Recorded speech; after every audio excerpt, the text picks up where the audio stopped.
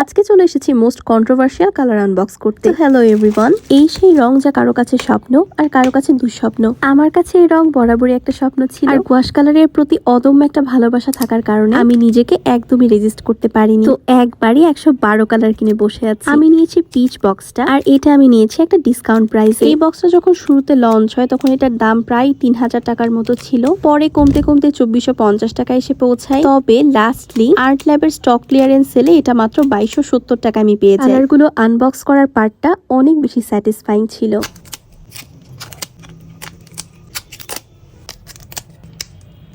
হিমিক ওয়াশের এই বক্সটাতে প্রচুর প্যাস্টেলস কালার আছে। ট্রাস্ট মি, রংগুলো খোলার সময় তোমার খেয়ে ফেলতে অবশ্যই ইচ্ছা করবে। প্রায় 1 ঘন্টা সময় খরচ করে আমি রংগুলোকে একবারে ওপেন করে ফেলেছি। আমি জানি আমার এটার অনেক যত্ন করতে হবে, কিন্তু স্বপ্ন হাতে পাবে আর সেটার জন্য একটু খাটাখাটনি করবে না, তাও কিন্তু হয় না। তাই আমি আমার পারচেস নিয়ে 100% স্যাটিসফাইড।